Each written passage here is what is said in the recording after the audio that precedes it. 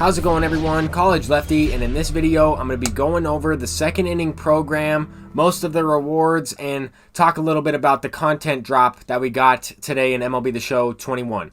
The first thing I wanted to talk about is this compensation bundle, right? It's going to consist of 8 packs, including 5 show packs, 10,000 stubs, 10 Team Affinity vouchers, a 42 card series legend, and a diamond ball player, it looks like, equipment item.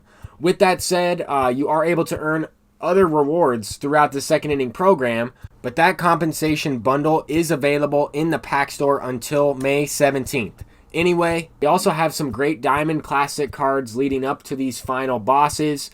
I'll go through all their attributes and everything. The only thing I won't include in this video are the Bronze and Silver Legend players that were earlier on in this program. Now, those players are mainly for a larger collection later on in the year. I would certainly recommend buying those players off of the market, maybe even investing in some of those flashbacks and legends. With that said, same type of thing with the Tops Now players. We saw them rise with the April Player of the Month. We got some Tops Now players added into the game today, but those won't necessarily work for the Byron Buxton. They will be collected, most likely, for the May Player of the Month. So we're getting an early start on trying to make some stubs, but we take a look at, some of these missions, some of these moments, and things that you can do to earn XP towards this second inning program. And there's the conquest map there. I didn't really take a look at the individual missions within the conquest map. If there is a hidden mission, I will certainly cover it. But of course, if you collect the 3 bosses from the first inning program, you can earn 50k XP. I don't think that's worth it at all, unless you want those 3 bosses from the first inning. I really think that this 87 overall Michael Kopech is one of the best cards in this second inning program. And he's only at an 87 overall, but because he has Outlier, because he has this 5-pitch mix, and you can locate with your pitchers a little bit easier in this year's game, I think this card will be amazing. I think he's certainly going to play well above his attributes, and he already has pretty good attributes, right? When you parallel this card, he should get up to above a 90 overall, which to me is, perfect for right now in the game. With that said, there are a couple other choices within this classic pack. We have this Austin Riley. You already saw the Brad Miller, but we'll take a look at these attributes. I wouldn't necessarily choose this card. However, he does remind me a lot of Steve Finley. Now, that might sound weird. He's a right-handed hitter. He doesn't have that quick, short swing like Steve Finley, but the hitting attributes remind me a lot like Steve Finley with less vision. Here we have Brad Miller. Brad Miller has a really good swing in MLB The Show. I use his card in Showdown. He always has that really high leg kick. I don't mind the high leg kick from the left-handed batter. I don't mind it as much. But the right-handed high leg kick throws me off a little bit more. Don Mattingly is the first second inning boss that we're going to talk about. He is a left-handed third baseman, right? You can use him in his secondary position at third base.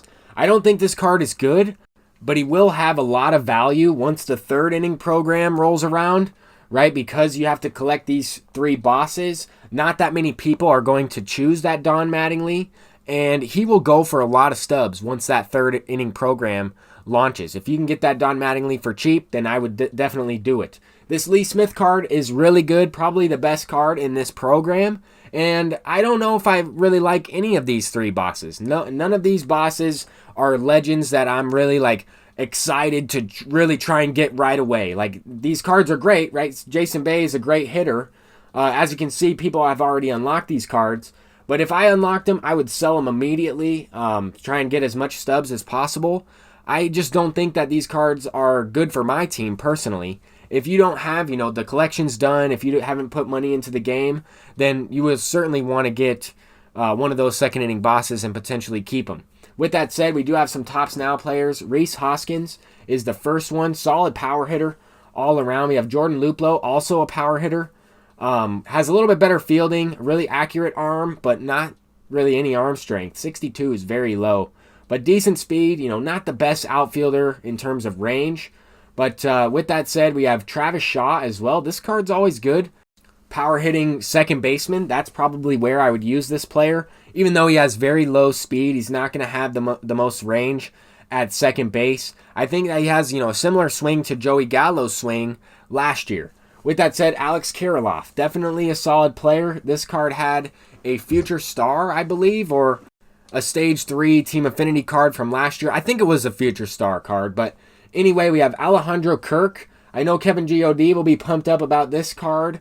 However, he is only a silver. Kevin G.O.D. still might try him out because he's a Blue Jays player. That was the first thing I thought about when I saw that Alejandro Kirk. But Anthony Rizzo, probably the most intriguing card out of these Topps Now players, at least for me. I'm always interested in trying weird stuff, and here we have a relief pitching version of Anthony Rizzo. He also has some hitting attributes. So here we get another position player. I was just talking about this in my last video. Anthony Rizzo facing Freddie Freeman, and that's actually on his card art as well, even though we can't see it in this screenshot.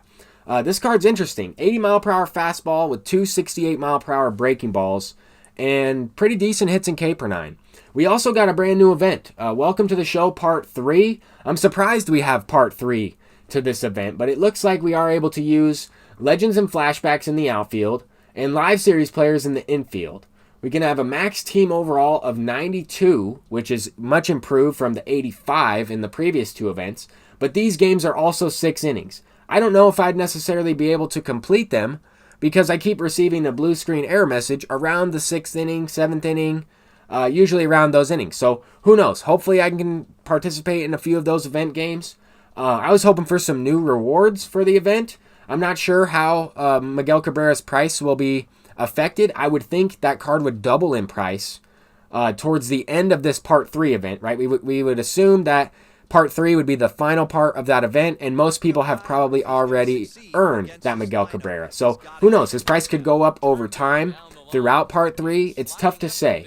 But the number one thing I would recommend is basically buying the Topps Now players right now, the silvers, the lower cost players, stashing them until the May Player of the Month card is released, as well as buying some Don Mattingly cards once his price goes down, if you have the stubs, right? I know he'll be expensive, probably around at least 30K, 35K, maybe a little bit more because he's a 95 overall. But I'm just going off of the price fluctuation from the first inning program. And I bought that Fernando Valenzuela for like 30,000 stubs or so, and his price is up to 57,000. I also bought the Billy Wagner card, who was a Battle Royale program card earlier on, and I bought him for 50,000 or 60,000. I think it was like 60, 65 actually. But he's going for over 100,000 now. His price doubled. So I'm trying to catch these trends. I'm trying to help everybody out, provide some tips. And here we're hopping into a game of ranked seasons. I am going to try out Shohei Ohtani in this game if I'm able to. And we got a 3-0 lead early on.